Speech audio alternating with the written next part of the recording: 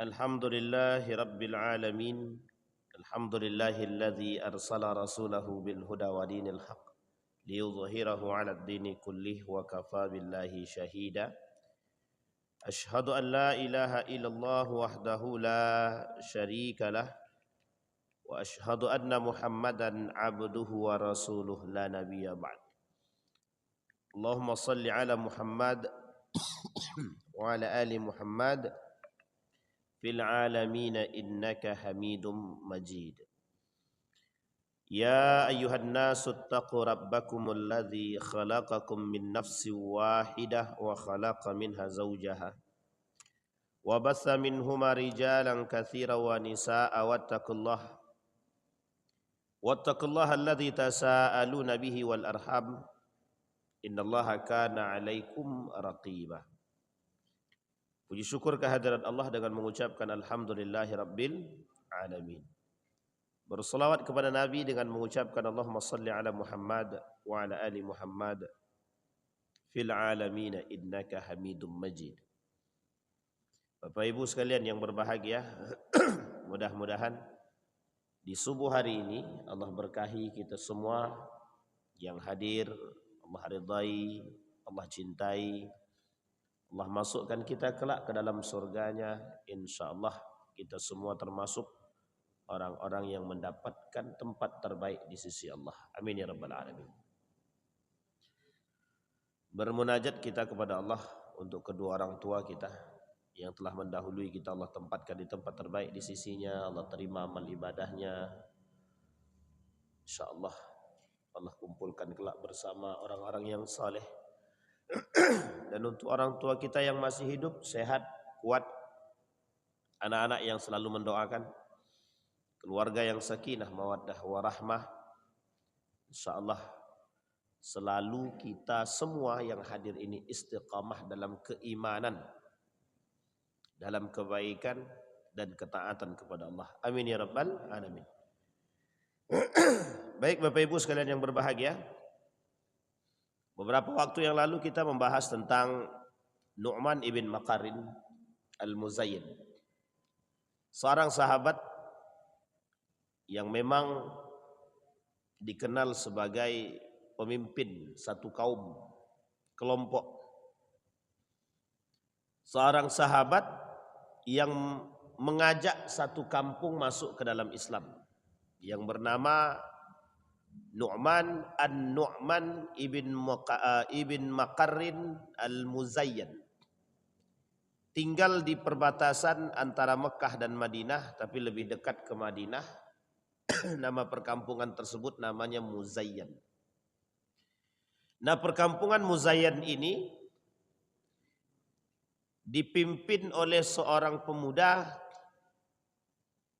yang pemuda ini lebih mengedepankan akhlak, akal dalam berfikir. Satu ketika dia mendapat kabar bahwa Muhammad dalam perjalanan dari Mekah menuju Madinah, Yasrib. Kondisi Yasrib ketika itu orang-orang yang ada di Yasrib nih sudah mulai masuk Islam. Maka mereka sangat berbahagia menunggu keberadaan dan kedatangan baginda Nabi Muhammad SAW. Pada saat itu Nabi belum pemimpin, bagi kaum Yasrib belum. Pada saat itu Nabi hanya dikenal sebagai seorang Nabi dan bukan pemimpin Yasrib ketika itu. Tapi bagi seorang tokoh besar di Yasrib itu, bernama Abu Ubaid bin Salul, Abu Abdullah bin Ubay bin Salul, itu namanya. Bagi Abu Ubaid bin Salul ini, kelak seorang nabi ini akan menjadi pemimpin. Maka menjadi kekhawatiran bagi dia keberadaan atau kedatangan Muhammad sebagai tokoh pembawa agama baru ketika itu. Menurut Abu Ubaid bin Salul, wah ini adalah ancaman bagi diri dia sebagai tokoh ternama dan terkenal pada saat itu. Ini Bapak Ibu boleh cek nanti Abu Ubaidah bin Salul itu siapa? Abu Ubaidah bin Salul itu tokoh masyarakat besar pada saat itu yang akan digadang-gadang menjadi pemimpin Yasrib. Ketika terjadi pergeseran dan pemilihan tokoh, maka ketika itu yang akan bakal menjadi calon kuat dan calon tunggal itu adalah Abu Ubaidah bin Salul. Karena memang dianggap sebagai orang yang baik. Secara kepemimpinan dikenal. Maka menurut Abu Ubaidah bin Salul, keberadaan Muhammad, kedatangan baginda Nabi Muhammad SAW, menurut Abu Ubaidah bin Salul adalah ancaman. Pada saat itu di tengah perjalanan, dalam perjalanan menuju dari Mekah menuju Yasrib, itu sudah diprediksi oleh seorang pemuda yang bernama Nu'man tadi, bahwa Muhammad ini akan melintas. Nah, satu ketika mereka sedang berkumpul, mereka sedang berbincang-bincang dengan tokoh adat, maka Nu'man ibn Makarin mengatakan kepada para tokoh-tokoh adat, tidaklah sampai kepada kita berita tentang Muhammad kecuali yang baik-baik. Tidaklah kita sampai kepada kita berita tentang karakter Muhammad kecuali kasih sayang. Itu yang disampaikan oleh Nu'man. Jadi orang-orang Muzayyan ini sudah tahu, sudah kenal dengan Muhammad, tapi kenalnya perilaku baiknya saja. Dan tak ada yang datang yang membawa berita tentang bahwa Muhammad ini jahat, Muhammad ini feodal, Muhammad ini pedofil, tak ada. Tak ada. Mereka tahunya Muhammad itu baik.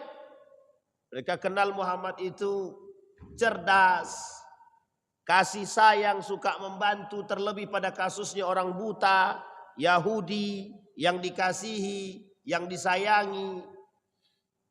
Itu kenalnya, Pak. Maka apa kata Nu'man? Ini kita singkatin. Kata Nu'man, apa yang membuat kita tidak mau masuk ke dalam agama yang dibawa oleh Muhammad, sementara penduduk sebelah, penduduk Yasrib itu, mereka sudah lebih dahulu mengenal Muhammad dan masuk ke dalam agama Muhammad. Nah, di sini dia menjadi pertanyaan. Sehingga kata kaum tokoh-tokoh adat tadi, iya juga ya. Nah, itu bahasa sederhana kita. Jadi mereka berpikir, iya juga, kenapa kita tak masuk Islam? Kenapa kita tak masuk kalau memang itu baik?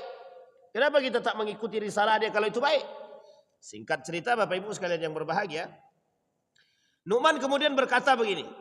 Kata Nu'man, besok pagi yang mau ikut saya bertemu dengan Muhammad, kita bertemu di gerbang. Yang mau bertemu dengan Muhammad, kita bertemu di gerbang. Kemudian Nu'man dengan para sahabatnya besok paginya 10 orang di antara para sahabatnya Nu'man, berarti sama-sama muda, mengikuti jejak Nu'man, ingin berangkat. Apa kata ke sahabatnya? Insya Allah besok kami ikut. 10 orang ikut sahabat. Ternyata Bapak Ibu sekalian berbahagia, kemudian Nu'man mengatakan, yang mau ikut saya tunggu di gerbang. Besok paginya satu kampung keluar semua. Berkisaran lebih dari sekitar 400-an lebih. Ada yang menunggang kuda dan lain sebagainya, bersiap untuk mengikuti Nu'man. Ini bukan perang. Tapi bersiap mengikuti Nu'man untuk bertemu dengan orang yang dianggap tadi. Orang yang kok dikenalnya cuma baik saja. Maka ketika paginya sampai, mereka kemudian berangkat bersama menuju Madinah, Yasrib. Sampai di Yasrib, kaget, Abu Bakar kaget. Mengapa nih kayak ada mau perang gitu? Karena tentara banyak.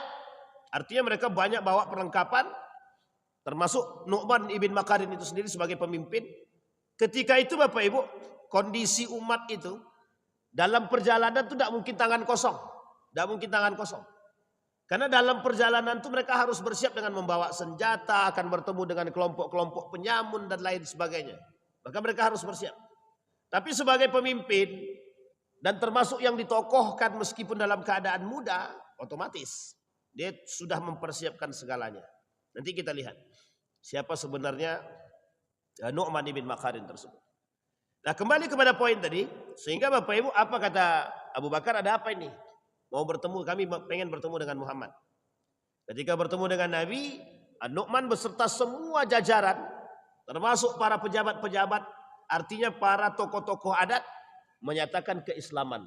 Dalam catatan sejarah, satu-satunya satu kampung masuk Islam. Satu kampung masuk Islam tanpa terkecuali. Jadi semua daripada pengikutnya, semua daripada anggotanya yang dinahkodai oleh An-Nu'man ibn Makarin masuk ke dalam Islam. Ini pernah kita ceritakan di sini tentang Ustadz Fadlan Gramatan. Baik. Nah sekarang Nu'man ibn Makarin ini siapa? Nu'man ibn Makarin ini adalah panglima perang yang ditunjuk langsung oleh baginda Nabi Muhammad sallallahu alaihi wasallam. Nanti turun temurun. Bapak Ibu sekalian yang berbahagia, di subuh ini kita akan membahas tentang perang yang disebut dengan Nahawan. Perang Nahawan ini salah satu perperangan terbesar dan perperangan final dalam sejarah Islam untuk menaklukkan kota terbesar, terkuasa, terkuat pada saat itu, Persia. Kekuasaan Persia itu terbentang luas. Kekuasaan Persia itu bukan hanya Iran saja, bukan. Iran itu sudah Persia. Irak masuk. Syam itu Babilonia dan sekitarnya masuk.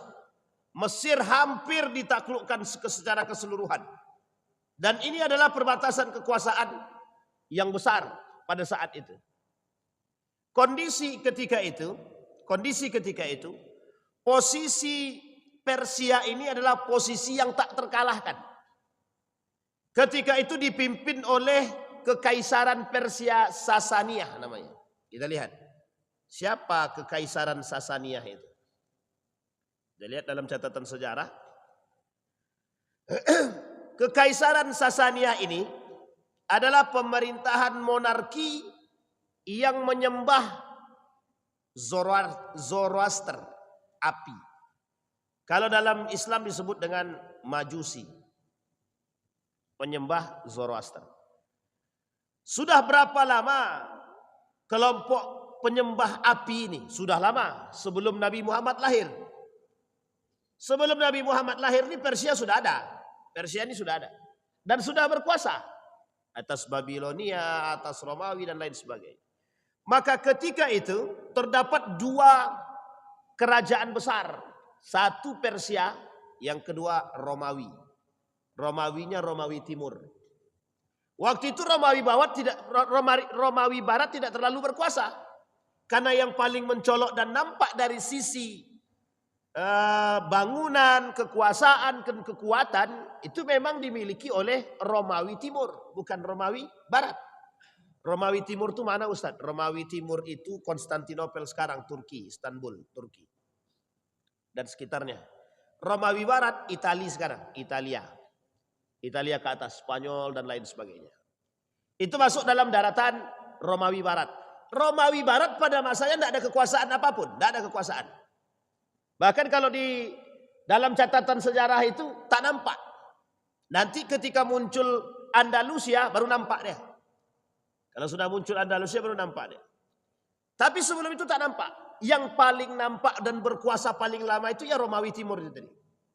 Romawi Timur. Bahkan Romawi Timur ini menguasai semuanya Romawi. Maka disebutlah di situ dengan Romawi, Imperium. Jadi Bapak Ibu singkat cerita, agama resminya apa? Zoroaster. Apa yang mereka sembah? Api. Bahasa mereka apa? Pahlavi. Nah, ibu kota mereka ada namanya Madain. Siprus. Kalau bahasa gaulnya. Berdiri kapan? 224 Masehi. Runtuh sekitar 654 Masehi. Baik, kita urut. Berarti sekitar berapa abad dia berkuasa? Berdiri 224 Masehi. Kemudian hancur 654 Masehi. Jadi kira-kira berapa? 400 sekian. Berarti sekitar hampir 5 abad. Bukan hampir 5 abad, 4 abad setengah. Lama kepemimpinannya 651 Masehi. Pada saat ini 4 abad itu sudah lumayan lama Pak. Sudah lumayan lama. Karena memegang kendali atas segalanya. Tiba-tiba datang kerajaan kecil. Datang kerajaan kecil. Misal ya, misal. Indonesia ini kan besar. Luas terbentang. Tiba-tiba datang kerajaan kecil. Kerajaan kecil misalkan. Kita anggaplah misalkan Malaka gitu. Mau menghancurkan Indonesia. Kan golak-golak pemimpinnya Pak. Mesti ketawa dia Pak. Ini beneran gak nih kalau perang? Kalau perang udah mati nih gitu deh. Sekali kasih rudal selesai. Tapi jangan remehkan dulu. Itu bahasa. Sama seperti kalang kabutnya Amerika dan dalam menghadapi Iran. Itu kan kalang kabut sampai sekarang. Kalang kabut. Begitulah kondisi itu sebenarnya. Tapi kondisi saat itu memang diremehkan betul. Apalagi ketika itu pembukanya adalah Khalid ibn Walid. Khalid ibn Walid ini ketika membuka perang itu Zatus Salasil itu sebagai pembuka saja. Pembuka, jadi cerita singkatnya adalah diperintahkan oleh Abu Bakar untuk berperang terhadap orang murtad. Selesai perang dengan orang murtad, langsung tak usah balik. Kata Abu Bakar, jangan balik Madinah, langsung ke perbatasan, berangkat ke perbatasan Persia antara Iran dan Irak sampai ke Syam. Harus sampai ke sana, berangkat sama anggota sekitar lebih kurang 400-an atau 500-an prajuritnya Pak. Bersama dengan Khalid bin Walid. Sampai di sana perang Pak, perang. Pembuka perang itu tadi namanya Zatus Salasil, lembah di perbatasan tersebut. Akhirnya dimenangkan oleh Khalid bin Walid. Ketika dimenangkan oleh Khalid bin Walid, tahun kedua Abu Bakar wafat. Digantikan oleh Umar bin Khattab. Ketika digantikan oleh Umar bin Khattab, siapa namanya ini? Khalid bin Walid diganti oleh Umar bin Khattab, diganti oleh Sa'ad bin Abi Waqqas dalam perang Qadisiyah. Diperpanjang Pak perangnya itu. Pembuka kedua panglima perangnya Sa'ad bin Abi Waqqas. Ketika Sa'ad bin Abi Waqqas turun dalam perang Qadisiyah, menang. Akhirnya balik membawa berita. Berita yang dibawa adalah bahwa Islam menang. Ternyata tak sampai di situ. Tidak sampai di situ, ternyata posisi Sa'ad bin Abi Waqqas dalam perperangan sudah menang. Balik kemudian apa kata Umar bin Khattab? Mereka sakit hati dan mengumpulkan pasukan yang lebih besar. Dan mereka akan kembali menyerang kita. Bayangkan Umar bin Khattab dalam catatan sejarah. Ini apa ya? Insting pemimpin. Ini insting pemimpin. Jadi saking pahamnya Umar bin Khattab dengan strategi perang itu. Dan instingnya seorang pemimpin. Nah, ini penting untuk dipahami bagi para pemimpin. Instingnya seorang pemimpin itu kuat. Apalagi Umar bin Khattab ini secara keagamaan kuat. Jadi ditambah dia dengan kecerdasannya, insting perangnya kemudian ditambah. Apa kata Umar bin Khattab? Musuh kita, orang-orang Sasaniyah ini sedang mengumpulkan potensi besar untuk mempersiapkan perang selanjutnya. Mereka tidak terima dikalahkan pada Zatus Salasil dan Qadisiyah. Tak terima dia Pak. Tak terima. Maka mereka sedang mempersiapkan itu. Tepat pada tahun 642 Masehi itu terjadi perang Nahawan tadi. Sebelum perang Nahawan itu terjadi, Umar bin Khattab bilang begini. Kata Umar bin Khattab, ini karena orang-orang Sasaniyah sudah siap-siap dan banyak tentaranya.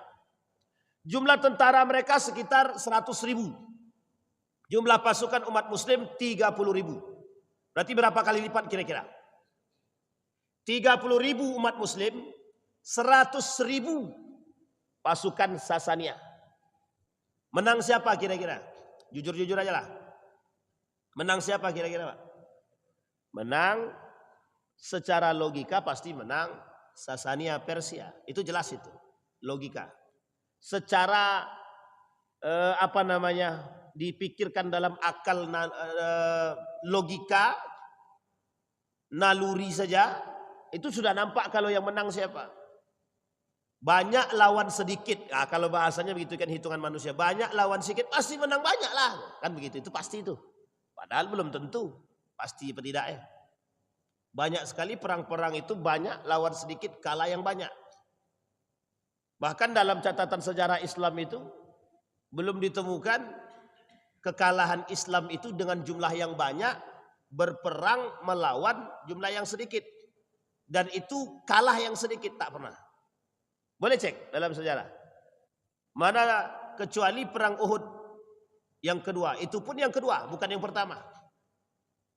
Hampir umat Islam itu pernah mengalami kemunduran, ada. Beberapa perperangan terjadi, itu umat muslim bukan kalah sebenarnya. Kalau dibilang kalah kita pun tak masalah juga. Tapi kondisi ketika itu memang sudah salah dalam strategi. Akhirnya mereka mundur.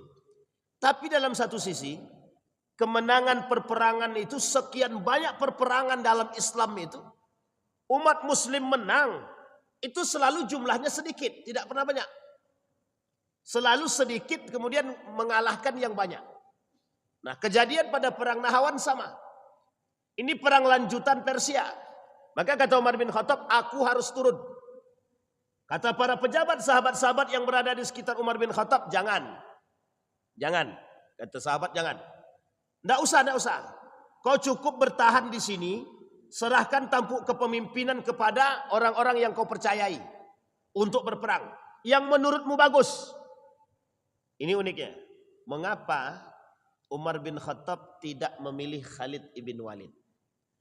Itu poin penting, Pak. Mengapa Umar bin Khattab tidak memilih Khalid ibn Walid? Sebenarnya kalau kita mau berbicara orang yang paling handal ketika itu sampai mendapat julukan tidak pernah kalah dalam perang, ya Khalid ibn Walid. Khalid ibn Walid. Ini penting banget ini kita pelajari, Pak. Mengapa Khalid ibn Walid itu dikenal sebagai orang yang kuat dalam taktik, hebat dalam strategi perang, dan tak pernah terkalahkan. Sampai para sahabat mengatakan kalau Khalid berperang pasti menang. Maka kalimat inilah yang ingin dibuang oleh Umar bin Khattab. Khalid ibn Walid bukan segalanya dan bukan satu-satunya. Maka perlu ada regenerasi pengganti sehingga Khalid ini tidak menjadi sesuatu figur yang terbaik dalam persoalan perang. Bukan berarti Umar benci dengan Khalid, bukan. Tapi Umar bin Khattab tidak mau ada umat muslim lebih atau berlebihan dalam memuji Khalid bin Walid. Apa yang dikhawatirkan? Apa yang dikhawatirkan? Sombong, asabiyah, syirik dan lain sebagainya. Khawatir berlebihan dalam memuji dan mengagungkan Umar bin Khattab. Maka dipilihlah, kata Umar bin Khattab, siapa kira-kira yang pantas menjadi pemimpin? Terserah kepada anda wahai Amirul Mukminin. Maka Umar bin Khattab mengatakan, bagaimana pendapat kalian jika aku memilih seorang pemuda yang bernama An-Nu'man ibn Makarin al-Muzayyan sebagai pemimpin? Bukan kaum muhajirin, bukan juga kaum ansor. Bukan muhajirin, bukan ansor. Siapa dia? Ada orang yang lahir dari atau mereka datang dari kampung sebelah. Kampung sebelah cuma berbeda sedikit daripada Madinah. Apa kata pengikut-pengikut ini? Tepat, Amirul Mukminin. Orang yang kau pilih tepat. Meskipun muda, tapi punya keberanian yang kuat. Dan pemimpin kaum. Kenapa kehebatannya Nu'man itu? Berhasil mengajak satu kampung masuk Islam. Dan berhasil membuat kampung dia damai, aman dari kondisi, mohon maaf, penyamun, perampok dan lain sebagainya. Makanya Bapak Ibu, An-Nu'man ini sangat dihormati.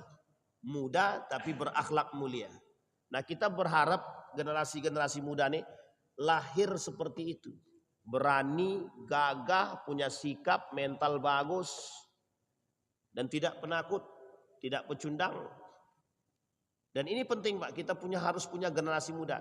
Barulah berani Soekarno mengatakan, berilah aku pemuda, 10 orang pemuda akan kugoncangkan. Tapi kalau letoy semua, Pak, pemudanya, jangan kan 10, Pak. 200 orang aja yang letoy pemuda. Tapi tak jadi kita perang, Pak. Ditengoknya, oh kayak gini, serius tak nih, kata dia kan. Nah, ini kata Ustaz Abdul Somad, ini serius perang apa tidak, kata dia kan. Nah, baik, kembali kepada poin tadi. Jadi Bapak Ibu, perang Nahrawan ini adalah perang lanjutan daripada perang Qadisiyah. Dimulai pada tahun 21 Hijriah atau lebih tepatnya 642 Masehi. 642 Masehi. Perperangan mereka lakukan.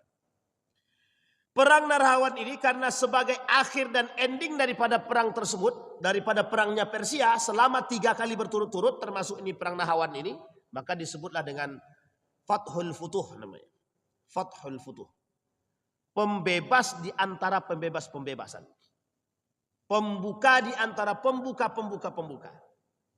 Jadi kalau bahasa kitanya perang terakhir, perang terhebat, perang terbesar dalam catatan sejarah penaklukan Persia. Maka diakhirilah dengan perang Nahrawan namanya. Apa itu Nahrawan? Nahrawan itu nama tempat, lembah. Yang tempat tersebut namanya adalah Nahrawan. Dan berperangnya di situ. Maka disebutlah dengan perang Nahrawan. Di satu daerah, di perbatasan, di dekat, masih dalam kawasan Persia, Iran, maka disebutlah dengan tempat tersebut Nahrawan.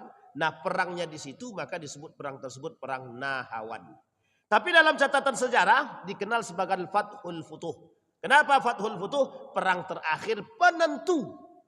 Kalau menang dia Persia maka kekuatan Persia akan selalu bertambah.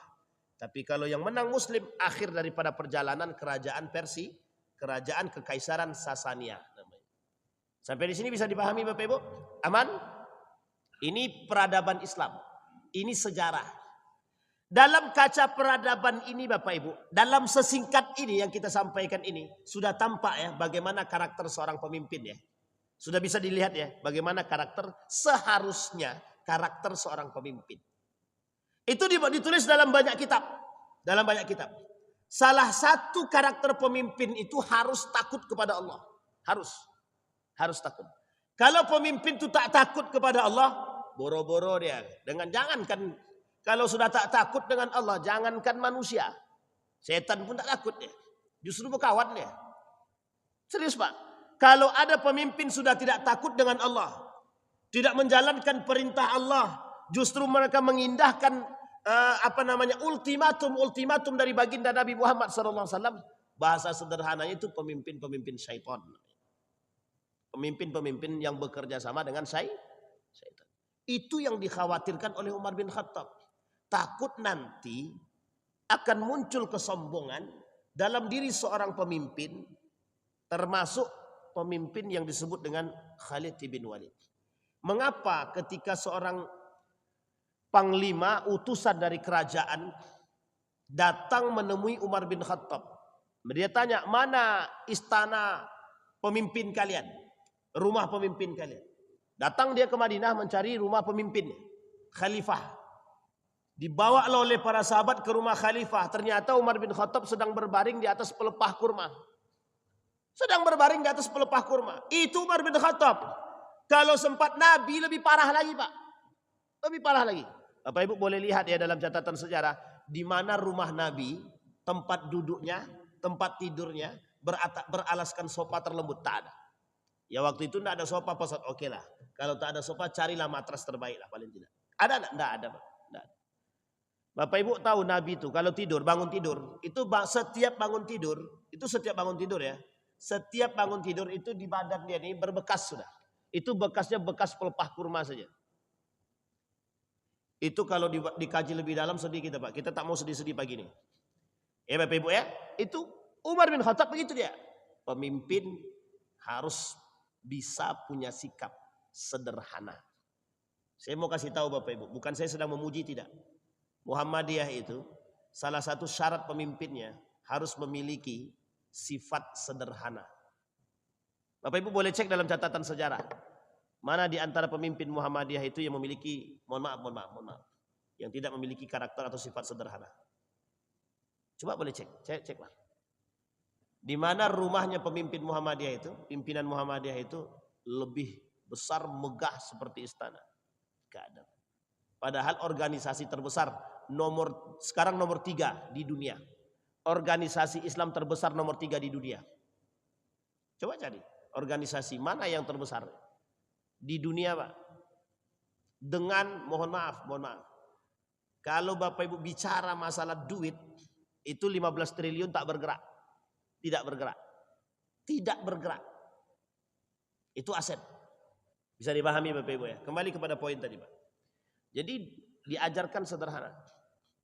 Makanya kalau Bapak Ibu tanya, ada seorang pemimpin di Muhammadiyah itu, pimpinan Muhammadiyah. Ya Allah, lupa saya namanya Pak. Itu enggak punya rumah Pak, rumahnya kontrak sampai mati, sampai wafat dia Pak. Di rumah kontrakan, tidak punya rumah pribadi. Ada Pak, saya lupa Pak namanya betul, lupa betul. Ya Allah, siapalah nama beliau itu ya Allah. Pokoknya adalah salah satu di antara para pemimpin tuh. Nanti kalau saya ingat saya kasih tahu. Namanya ini di ujung lidah, cuma tak keluar-keluar, itu aja masalahnya. Siapa namanya Pak? Sugeng? Oh bukan. Sugeng bersih. Bukan.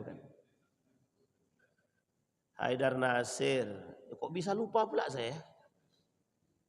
Pokoknya lanjutlah Pak, nanti aja lah lagi tuh. Lupa saya betul. Baik, nah itu disebut dengan Fathul Futuh. Jadi pemimpin itu harus begitu Pak.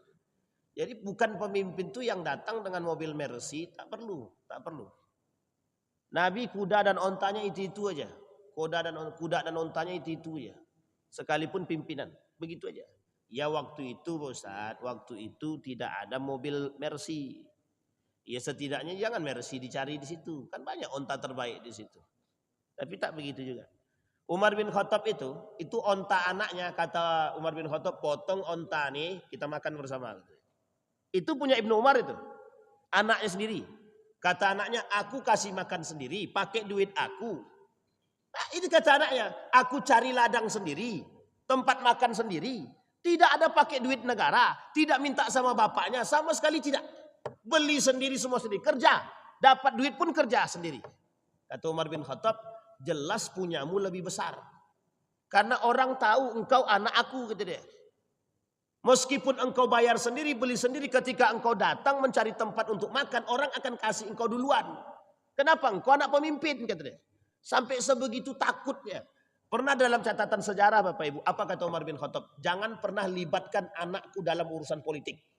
Coba bayangkan. Padahal Ibnu Umar itu Pak, ketakutan Ibnu Umar dengan Allah itu kencang Pak, tinggi. Sampai-sampai Muawiyah mengatakan kalau Ibnu Umar tidak usah khawatir.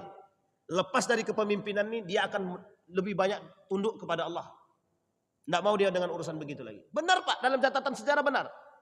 Sampai Umar bin Khattab bilang jangan sampai ada anak-anakku dilibatkan dalam musyawarah. Aku takut cukup fitnah itu aku yang tanggung, kata dia. Cukup persoalan berat ini aku yang tanggung, kata Umar bin Khattab. Aku tidak mau anak-anakku lagi menanggung. Tidak ada dalam catatan sejarah anak Umar bin Khattab itu jadi pemimpin Pak. Coba cari. Tidak ada. Tapi yang menyorongkan Ibnu Umar menjadi pemimpin itu banyak Pak. Hampir mayoritas sahabat itu meminta Ibnu Umar jadi pemimpin. Saking takwanya, saking takutnya, pokoknya semua dia punya. Apa yang tak dipunya oleh Ibnu Umar itu? Sifatnya, karakternya, tegasnya. Tapi dia tak. Kata Umar bin Khattab, jangan kasih. Jangan ajak anakku musyawarah. Jadi sebelum wafat itu sudah diperintahkan.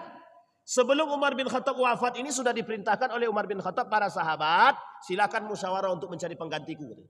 Sudah disiapkan Pak. Cuma kata Umar bin Khattab harus musyawarah. Harus musyawarah. Baik, kembali kepada persoalan tadi. Nah, latar belakang perang. Setelah kemenangan kaum muslimin dalam perang Qadisiyah yang dipimpin oleh Sa'ad bin Abi Waqqas, maka jatuhlah ibu kota Persia. Nama ibu kotanya Madain. Kalau dalam bahasa apanya agak susah sedikit. Ctesiphon, tak apalah, pokoknya Madain lah itu namanya. Madain. Kekaisaran Persia belum menyerah sepenuhnya karena masih ada bagian yang paling terkuat. Maka ada seorang raja bernama Yazdajir. Yazdajir III inilah yang kemudian mengatakan kami tidak akan pernah menyerah karena kami adalah kerajaan bermentalkan pemenang. Ini sombong sedikit, agak sombong sedikit. Sama seperti sekarang. Tapi bukan sombongnya. Sekarang itu mereka menampakkan bahwa kami ini pernah menang, pernah menjadi negara terbesar, kekuasa, negara yang pernah berkuasa. Betul Pak? Kalau pemimpin Iran bilang, kami ini adalah negara bermental perang, bermental pemenang. Betul Pak, bermental juara, betul. Itu betul itu, tak bohong itu. Kenapa? Karena mereka pernah berkuasa pada masanya. Bahkan setengah dunia ini mereka yang pegang dulu Pak. Persia itu. Cuma 2 kerajaan besar yang dikenal pada masanya Pak setelah peradaban-peradaban itu. Persia dan Romawi. Dan itu tidak bisa dipungkiri Pak dalam catatan sejarah. Baik, apa kata Khalifah Umar? Khalifah Umar bin Khattab menerima kabar bahwa Persia sedang mempersiapkan. Oleh Umar bin Khattab dipilihlah seorang pemuda bernama Nu'man ibn Makarin. Nu'man ibn Makarin diperintahkan oleh Umar bin Khattab membawa 30.000 pasukan Muslim. Nu'man siapkan 30.000. Disiapkanlah oleh Nu'man ibn Makarin dengan beberapa para petinggi yang akan mendampingi. Siapa para petinggi yang mendampingi Nu'man ibn Makarin? Yang pertama Huzaifah ibn Yaman yang mendampingi panglimanya. Yang kedua Jarir ibn Abdullah dan beberapa sahabat-sahabat yang lain. Jadi tidak Nu'man sendirian. Cuma Nu'man sebagai kepala komando, panglima perang. Tapi ada kepala-kepala yang lain. Setiap sektor itu punya kepala. Setiap 100 punya kepala. Setiap 10.000 punya kepala. Jadi 10.000 pertama kepalanya Huzaifah. 10.000 kedua siapa? 10.000 ketiga siapa? Itu disiapkan oleh Umar bin Khattab. Biar kalau wafat dia ada yang menggantikan. Nah, ini namanya kaderisasi. Kalau wafat dia ada yang menggantikan. Kalau nanti ini wafat yang kedua ada lagi yang menggantikan. Harus terjadi begitu. Kalau tidak begini maka rusak dia, hancur dia. Baik. Maka disiapkanlah di situ Huzaifah ibn Yaman ibn Jarir. Baik. Kemudian Bapak Ibu sekalian yang berbahagia. Nah, apa yang kemudian kata Umar bin Khattab, kami berdoa kepada Allah untuk kemenangan kalian. Berangkat Pak. Kemudian bertemulah dengan musuh. Musuhnya ketika itu ada namanya Firuzan. Firuzan ini adalah pemimpin panglima perangnya Persia di bawah kendali Raja Yazdajir tadi, 3 tadi.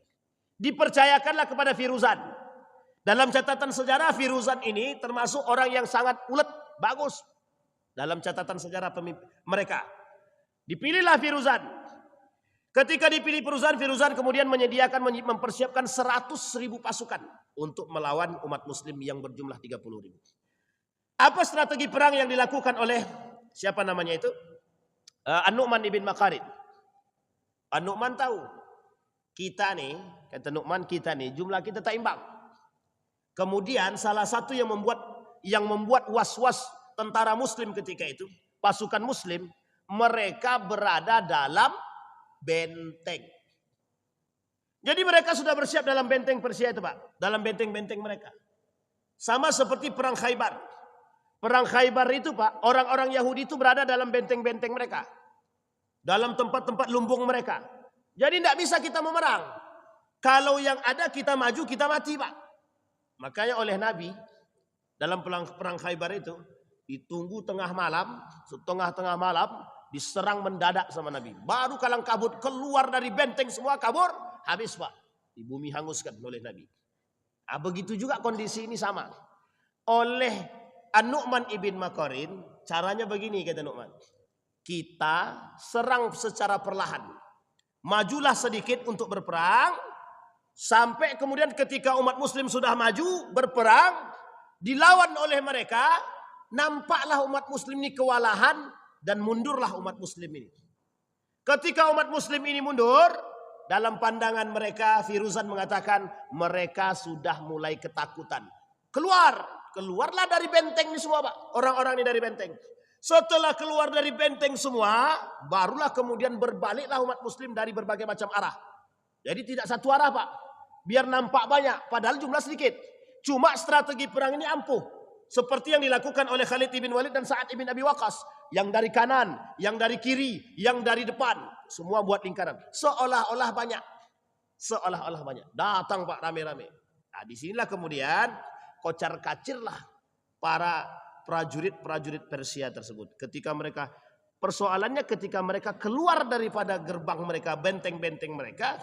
Disitulah Pak, diapitlah oleh kekuatan umat muslim tadi yang sedikit tadi. Tapi karena mereka sudah terjepit tak bisa berbuat apapun. Disinilah Pak, kelemahan daripada tentara-tentara Persia ketika itu. Baik, jalannya pertempuran. Panglima Muslim Nu'man ibn Makarin dalam perperangan yang sengit itu wafat. Dibunuh. Wafat dia. Tapi ada tapinya. kondisi umat muslim ketika itu sedang pada puncaknya. Sedang pada puncaknya. Jangan sampai keberadaan atau wafat daripada Nu'man ini menjadi lemah umat muslim. Oleh Hudzaifah ibn Yaman langsung bendera diambil. Dengan takbir Pak, Allahu Akbar. Semakin semangat Pak. Semakin keras Pak, semakin hebat. Akhirnya di waktu yang bersamaan juga Firuzan wafat. Ketika Firuzan wafat inilah kemudian pasukan Persia tak lagi memiliki kendali. Beda dengan Muslim tadi. An-Nu'man ibn Makarin wafat, langsung disambut Hudzaifah. Disambut Hudzaifah. Sementara Firuzan wafat, tidak ada yang nyambut. Maka disinilah kelemahan yang terjadi pada panglima, pada tentara-tentara Persia. Akhirnya Bapak Ibu, mereka mengalami, mohon maaf, kalau bahasa lainnya tekanan. Jadi mental sudah turun. Sudah lemah, ketakutan, akhirnya mereka bercerai-berai. Disinilah kemudian kekalahan dalam perperangan itu yang dialami oleh Persia. Disinilah Bapak Ibu, Raja Yazdajir dalam catatan sejarah kabur. Dalam catatan sejarah dibunuh dan lain sebagainya. Apa dampak daripada perang Nahawan? Yang pertama, runtuhnya kekaisaran Persia Sasania. Yang kedua, penyebaran Islam di Persia semakin meluas. Disinilah ketika Persia sudah berada di tangan umat muslim, Iran itu, maka jangan salah paham, ini masuk dalam catatan sejarah. Dalam catatan sejarah itu, Iran itu belum Syiah. Nanti perubahan Iran itu menjadi Syiah dari Sunni ke Syiah, ada catatan sejarah. Karena Syiah itu pertama itu bukan di Iran. Bukan di Iran Pak. Tapi dalam catatan sejarah, yang pertama kali Syiah itu adalah Irak.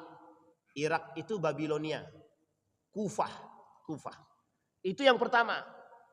Barulah kemudian merembet kepada Iran. Itu pun ada sejarahnya. Ada sejarahnya. Nanti dibawa oleh dinasti Fatimiyah, Safawiyah dan lain sebagainya. Baik. Penyebaran Islamnya bagaimana? Strategi penyebaran Islam karena sudah ditaklukkan mudah Pak untuk disebarkan. Masuk dalam satu tempat ke tempat yang lain. Cuma lagi-lagi yang harus diingat Pak. Yang harus dipaham. Tidak ada pemaksaan bagi setiap orang di antara mereka untuk tetap masuk ke dalam Islam. Yang mau masuk Islam silahkan. Yang tidak mau masuk Islam boleh berada pada agama mereka dengan catatan harus bayar jizyah, pajak. Masuklah Iran ini, Persia ini dalam negara kekuasaan Islam. Sampailah hari ini. Nah, kalau hari ini sudah negara sendiri dia dan memisahkan diri. Kalau dulu di bawah satu komando. Sampai nanti terjadinya pada masa Reja Pahlavi dan kemudian selanjutnya. Terus menerus, turun menurun. Dijuluki oleh Fathul Futuh. Para sejarawan muslim menyebut perang ini sebagai kemenangan terbesar. Karena membuka jalan penaklukan wilayah timur.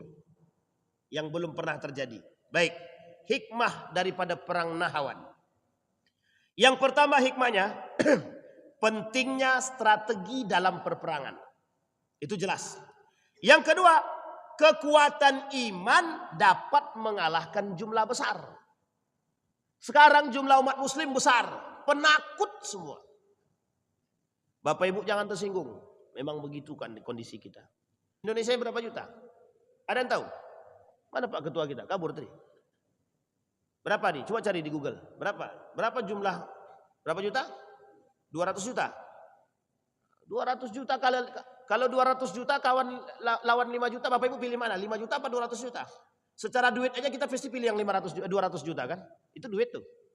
Jumlah yang banyak tuh tak imbang sekali. Berapa puluh kali lipat itu Pak kita dengan yang 5 juta tadi. Tapi ada tapinya Pak. Ngapa kita kalah? Ya gimana enggak kalah Ustaz? Duit 100 juta itu nampak. Sementara yang pahala itu tak nampak. Surga itu tak nampak. Sekarang saya tanya sama Bapak Ibu. Kira-kira kalau surga itu ditampakkan oleh Allah. Kira-kira orang masuk Islam semua enggak? Selesai Pak. Perlu enggak kita iman lagi? Enggak perlu iman Pak. Langsung masuk tuh. Enggak akan ada orang secara nurani ya. Secara naluri saja. Enggak akan ada dia pilih. Pilih mana nak? mau masuk lubang buaya yang ada buayanya atau mau masuk mall yang ada AC-nya. Tidak ada orang yang mau milih masuk lubang buaya, Pak. Tidak akan ada. Sangat tidak ada. Tidak usah kan lubang buaya. Panas, cuaca panas begini. Pilih mana? Di luar panas, dalam kena AC. Pilih mana? Pasti pilih AC rata-rata. Itu naluri, Pak. Naluri. Tapi kemudian Allah ingin uji, Pak. Iman itu tak bisa iman itu tidak bisa diuji kalau dia melihat. Tapi iman bisa tampak kalau tidak ada yang dipandang. Maka surga dan neraka ini sifatnya tidak tampak. Kalau nampak surga itu tahu dia surga dan neraka itu selesai, Pak. Tidak ada yang pemerkosaan, pelecehan seksual, tidak akan ada itu, Pak. Semuanya bisa masuk surga. Cuma Allah sudah kasih clue-nya, itu pun tak mau. Dikasih clue pun tak mau. Nah, itulah kelebihannya, Pak. Makanya kata Nabi, di akhir zaman tuh umat muslim banyak tapi lemah semua. Penakut. Kenapa takut? Takut hilang hartanya, takut hilang anak bininya, takut hilang semua takut. Ustaz, kalau aku pergi nanti gimana dengan anak istriku ya? Ah, itu dia. Cekcok heboh. Padahal keluar berapa hari cuman. Inilah kasus, Pak. Ya, ini terlebih daripada hal tersebut. Yang ketiga, persatuan umat muslim, ukhuwah Islamiyah menjadi sebab kemenangan. Kita sama kita aja berkelahi. Entah kapan selesainya, Pak. Kita sama kita ini tak tahu kapan selesainya. Maka Bapak Ibu yang hadir nih, saya cuma mengajak kepada yang hadir. Yang tak hadir kita ajak lewat sini, lewat media nih. Udah ndak saatnya kita nih menjadi penyebab rusaknya persatuan. Kita. Jangan kita yang menjadi sebab perusak. Kita yang merangkul, kalau mereka yang merusak, itu urusan mereka. Tapi kita yang merangkul. Mereka merusak, kita merangkul. Mereka memukul, kita merangkul. Harus begitu. Harus. Salah satu caranya adalah, kalau Bapak Ibu mendapatkan berita tentang menjelekkan seseorang yang Bapak Ibu cintai, senang, Bapak Ibu anggap aja masuk telinga kanan, keluar telinga kiri. Rangkul yang membenci kita. Rangkul, yang membenci kita rangkul.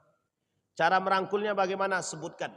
Persoalan iman, satu Tuhan, satu Nabi, satu kitab. Akhiratnya sama. Nerakanya juga sama. Surganya juga sama. Tinggal pilih. Sampaikan begitu. Karena mohon maaf, Pak. Kita ini terlalu mudah terpancing. Terlalu mudah terpancing. Ketika mendengar berita buruk tentang seseorang yang mohon maaf dijelek-jelekkan, itu kita langsung percaya. Belum tentu betul, belum tentu salah. Makanya al-khabar itu yahtamilul kitab was-sidq. Kabar itu mengandung dua unsur. Bisa benar, bisa salah. Dan itu penting. Yang keempat, kepemimpinan yang amanah dan musyawarah sangat penting. Islam itu mengajarkan amruhum bainahum syura. Harus ada unsur musyawarah.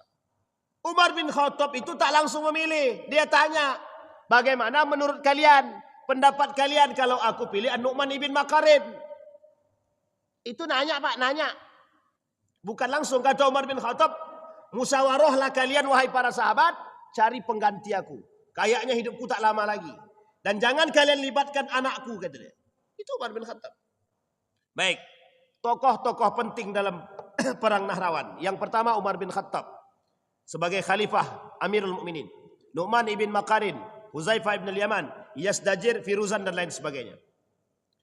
Peran Huzaifah ibn al-Yaman dalam perang Nahrawan sebagai salah satu panglima besar yang akan menggantikan An-Nu'man ibn Makarin. Mengapa harus ada?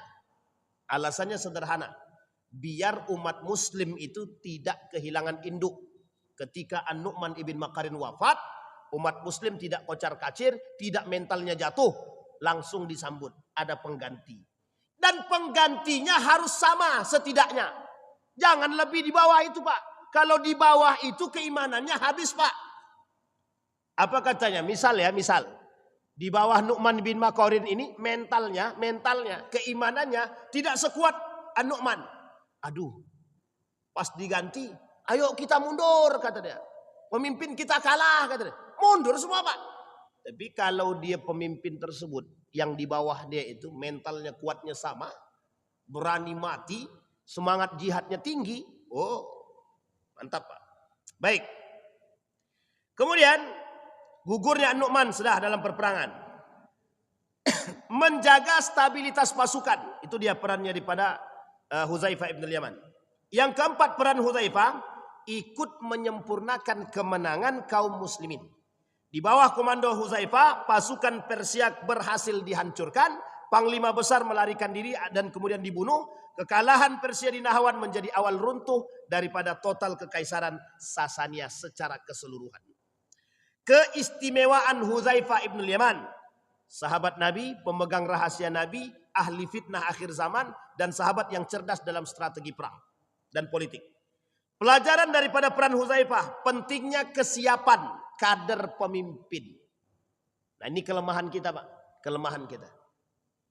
Di antara tiga murid daripada Hos Cokroaminoto, satu Soekarno. Menurut Bapak Ibu Soekarno bagus enggak? Bagus apa tidak? Mesti bagus lah. Kalau tak bagus tak mungkin dapat negara kita nih, kata dia gitu. Ya ini bahasa kita ya. Soekarno. Jadi Hos Cokroaminoto punya 3 murid. Satu Soekarno. Yang kedua Kartosuwiryo. Yang ketiga Muso.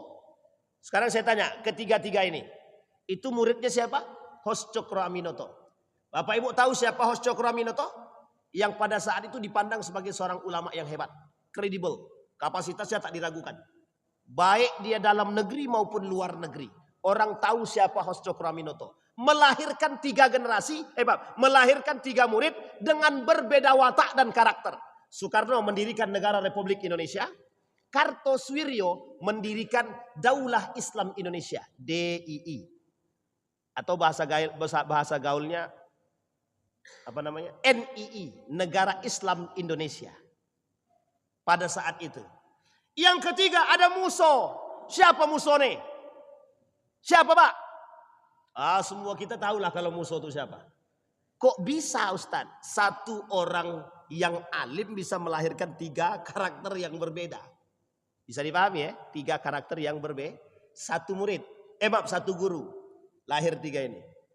Dan 3-3 inilah yang memegang negara nih Pak. Pertanyaannya muncul. Bagaimana kaderisasi di antara 3 orang ini? Soekarno mengkader siapa? Kartosuwiryo mengkader siapa? Muso mengkader siapa? Bisa dipahami Bapak Ibu ya? Tergantung model pengkaderannya. Karena ketika itu mereka tidak mungkin Pak.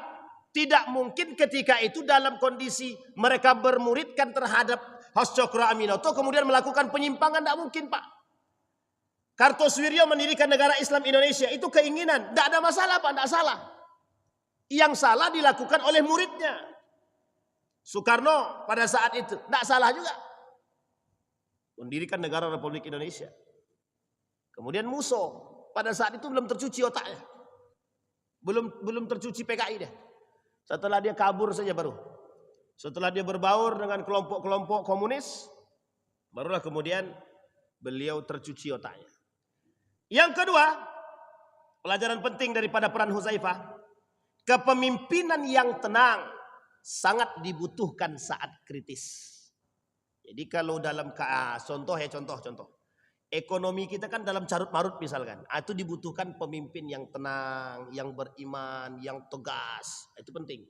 Bukan gerasak gerusuk. Asal bunyi tidak bisa. Kita berdoalah semoga negara kita ini dilindungi oleh Allah Subhanahu wa taala. Pemimpin-pemimpin kita dianugerahkan pemimpin-pemimpin yang baik. Terkhusus untuk Riau kita nih. Kita doakan semoga lahir generasi-generasi pemimpin-pemimpin yang amanah, pemimpin yang baik, pemimpin yang takut kepada Allah, pemimpin yang tidak pendusta dan lain sebagainya. Baik, yang ketiga daripada peran penting daripada keberadaan Hudzaifah. Strategi dan kestabilan pasukan menjadi sebab kemenangan yang dijaga oleh Hudzaifah bin Yaman.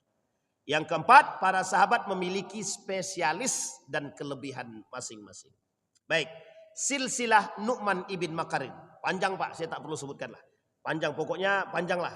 Dia berasal dari Bani Muzainah. Termasuk suku Arab Adnan. Ini yang saya ingin angkat sedikit. Di sini Bapak Ibu disebutkan bahwa Nu'man ibn Makarin ini berasal dari kabilahnya Adnan. Adnaniyah ini suku Arab pertama. Dari mana garis keturunannya sampai ke Ismail dan Ibrahim. Jadi Adnaniyah ini orang Arab asli. Yang kedua Qahtaniyah. Qahtaniyah ini orang Arab tapi Yaman. Ini sejarah cikal bakal Arab yang harus Bapak Ibu pahami. Jadi kalau dia Adnaniyah berarti orang Arab asli. Keturunannya adalah Ibrahim dan Ismail. Ismail itu Adnaniyah. Kenapa Adnaniyah? Dialah pencetusnya, Pak. Pencetusnya silsilah Arab itu. Itu Ismail. Namanya Adnaniyah dia. Menikah dengan seorang wanita dari suku Qahtaniyah. Qahtaniyah ini Arab juga tapi ada di Yaman. Makanya Yaman itu sebenarnya dengan Saudi ini tak bisa dipisahkan, Pak. Dalam catatan sejarah tak bisa dipisahkan. Bahkan Nabi itu pernah mengatakan dalam hadisnya, Ana Yamani. Ana Yamani. Berdebat ulama, Pak. Apakah Nabi berasal dari Yaman atau bagaimana? Tapi kalau kita lihat cikal bakal sejarahnya, dari garis nenek moyangnya, Ismail menikah dengan seorang wanita Qahtaniyah. Bisa dipahami Bapak Ibu? Yang kelak dari Qahtaniyah inilah yang disebut dengan bercampurnya nasab antara Adnan dengan Qahtan. Arab Mekah dengan Arab Yaman. Tidak ada di sini Arab maklum. Tidak ada. Arab Mekah dan Arab Yaman. Itu silsilah yang harus dipahami. Nu'man memiliki beberapa saudara yang juga masuk ke dalam Islam.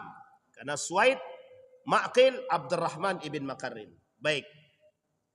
Kedudukan keduanya dalam Islam antara Huzaifah ibn Yaman dengan An-Nu'man ibn Makarin.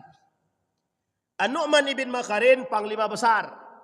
Sementara Huzaifah adalah panglima di bawah daripada Nu'man. Mengapa Umar bin Khattab melakukan hal demikian? Karena Umar bin Khattab tidak mau kekuasaan itu lemah setelah wafatnya pemimpin. Disinilah Bapak Ibu yang harus Bapak Ibu kita pahami. Ketika kita wafat, kita sudah harus punya anak yang mohon maaf punya mental. Anaknya masih kecil Pak Ustadz. Berarti kita harus mengkader istri. Kalau suami istri mati mendadak bagaimana Pak Ustadz? Tak usah ditanyakan lagi. Ya kalau itu ditanyakan susah pula kita jawabnya lagi Pak. Baik. Nah kemudian Bapak Ibu strategi perang. An-Nu'man ibn Makarin dalam perang Nahawan tadi sudah kita sampaikan sebagian. Tapi yang paling penting lagi adalah kata dalam catatan sejarah An-Nu'man itu yang paling penting tidak tergesa-gesa dalam berperang. Jadi memang dalam kondisi apapun ketenangan itu penting. Ketenangan itu penting. Bapak Ibu sholat tergesa-gesa itu sholatnya cuma ada 2 itu. Kalau tidak salah pasti salah banget. Iya Pak, mana ada orang sholat tergesa-gesa diterima? Coba cari. Al-ajalatu minasyaiton, tergesa-gesa itu bagian daripada setan. Nah, masa bisa tergesa-gesa itu sholatnya betul? Allahu Akbar. Allahu Akbar. Tidak mungkin Pak. Tidak akan diterima itu kapan khusyuknya? Baik. Strategi yang kemudian yang dilakukan yang kedua, tipu mundur. Pura-pura mundur, tapi kemudian lanjut. Pasukan muslim dibawa mundur. Dalam berperang tadi, seolah-olah mereka dikira kalah. Kemudian pada tahapan kedua mereka serang. Tahapan ketiga mereka kepung. Habis. Disinilah kemudian yang ketiga, bagusnya siapa Nu'man ibn Makarin ini, dia tahu Pak, sebelum dia berperang itu, dia sudah utus duluan. Utusan untuk melihat medan perangnya. Nah, disinilah yang disampaikan oleh para sejarawan bahwa An-Nu'man ibn Makarin ini menentukan medan perang yang paling sempit sehingga bagi musuh itu mereka terjepit. Gimana caranya? Atau pandai-pandailah Pak. Yang tahu adalah medan perang. Kalau pemimpin tak tahu medan perang, kemudian diajaknya prajuritnya berperang, itu namanya bunuh diri namanya. Bunuh diri. Baik, serangan balik serentak yang keempat yang dilakukan oleh An-Nu'man ibn Makarin. Nah, ini jelas karena memang kalau tidak diserang kita ketian, diserang orang. Sedang kalau kita diserang orang dengan jumlah yang sedikit kita kalah. Itu mesti Pak. Makanya An-Nu'man ibn Makarin, strategi dalam berantem tuh Pak, strategi dalam berantem. Jangan tunggu lawan nonjok dulu, tonjok kita dulu. Kita nonjok dulu Pak. Kalau kita sudah nonjok duluan, mentalnya turun Pak. Cuma ada dua kemungkinan, kalau tidak mentalnya turun kita dipukul habis. Itu aja lah. Baik, yang kelima, menjaga semangat pasukan. Yang paling penting kata Huzaifah ibn al-Yaman, menjaga semangat pasukan. Kalau dalam rumah tangga kita nih, menjaga semangat istri, anak-anak. Itu pentingnya bukan main. Nah, kalau dalam istilah pekan baru, maka wali kota kita nih satu harus punya semangat yang kuat dalam beragama. Yang kedua, misal ini contoh aja contoh. Jangan pula Bapak Ibu salah paham ya. Yang kedua, dia harus punya kader yang bagus. Yang ketiga, dia harus menempatkan orang-orang yang mengerti dalam setiap tempat itu. Sehingga maka kalau tak salah ada istilah apa di Pekanbaru ini? Call itu apa namanya? Langsung telepon, satgas gitu ya. Pokoknya satuan terserahlah tahapan namanya satgas, tahap apa terserahlah. Yang jelas Bapak Ibu. Nah, di sini ada satu hal, poin terakhir sebelum saya tutup. Ada satu motivasi yang diberikan oleh Nu'man kepada semuanya. Satu, jangan pernah berhenti berjihad. Hidup nih jihad, Pak. Hidup nih jihad. Ini udah kayak apa aja Pak, langsung hening semua. Yang penting itu jihad. Kita hidup nih jihad Pak. Mencari duit, nafkah itu jihad. Tapi jihad yang dimaksud oleh An-Nu'man ibn Makarin, Anda harus punya mental berani mati dalam keadaan husnul khatimah dan syahid. Yang kedua, sekarang semua orang takut mati. Sehingga tak ada lagi yang berani mati syahid. Kecuali yang sudah atu-atu. Kami siap Ustadz, kata dia. Berperang, betul Pak, siap. Karena dia sudah, mohon maaf Pak, anaknya sudah selesai. Sudah kerja, sudah punya anak lagi, sudah punya cucu dia. Maka kata atu-atu tadi, kami tak ada lagi hidup kami yang kami harapkan. Betul memang. Tapi kalau masalah itu berperang itu Pak, kita memang tidak meragukan. Tapi mohon maaf. Yang kita butuhkan hari ini itu anak-anak generasi kita. Makanya dalam yang hadir ini kan mohon maaf Pak, yang tua-tua semua. Kalau berbicara jihad agak susah juga kita sedikit. Ayo kita jihad tak tuh, ayo saat ini. Cuma sampai di medan jihad ngos-ngos duluan Pak. Kita sudah sesak napas duluan. Itu motivasi Pak. Motivasi yang seperti ini tak bisa kita hindarkan. Harus kita tanamkan dalam diri kita. Nah kemudian Bapak Ibu, harus ada sifat sabar dalam berperang. Nah, kita sekarang ini sedang berperang. Kunci akhir kata Nabi, bersabar. Isbiru. Bersabarlah kata Nabi, bersabarlah. Kondisi kita sedang dalam carut marut, maka yang bisa kita lakukan karena kita tidak memiliki kemampuan yang lebih. Satu yang harus kita lakukan, tetap menyuarakan kebenaran. Yang kedua, kalaupun kita tak bisa merubah, bersabarlah dan jangan bergabung dengan kesesatan. Saya kira itu saja Bapak Ibu. Ada pertanyaan Bapak Ibu? Nggak ada Ustadz mesti. Ini sejarah soalnya. Apa yang mau ditanyakan? Ya kan? Agak bingung Bapak Ibu mau nanya apa gitu kan. Karena ini persoalan perang. Perang apa? Kalau kami boleh enggak berperang Ustaz, kata ibu-ibu. Boleh, silahkan, enggak ada masalah. Kalau ibu sanggup. Apa pernah terjadi dalam catatan sejarah perempuan berperang? Oh, bukan pernah lagi. Pernah banget gitu. Jadi ibu-ibu semuanya juga kalau bisa ibu-ibu juga belajar perang. Makanya Bapak Ibu dalam sejarah itu sunnah Nabi, sunnah kita belajar kuda, sudah sunnah kita memanah. Saya sekali belajar memanah Pak, langsung bengkak tangan langsung. Sebelah sini. Bengkak langsung. Sakit juga rupanya. Tapi perlu rutinitas. Nah kuda juga. Kemudian berenang juga. Ternyata sampai akhir zaman kondisi ini, olahraga ini tetap bermanfaat bagi kita semua. Saya kira itu Bapak Ibu, mari sama-sama kita berdoa. A'udzubillahi minasyaitonirrajim. Bismillahirrahmanirrahim. Hamdas syakirin, hamdan na'imin, hamdan yuwafi ni'amahu wa yukafi'u mazidah. Ya Rabbana lakal hamdu kama yanbaghi li jalali wajhikal karim wa azim sultanik. Allahumma faqihna fid din wa alimna ta'wil.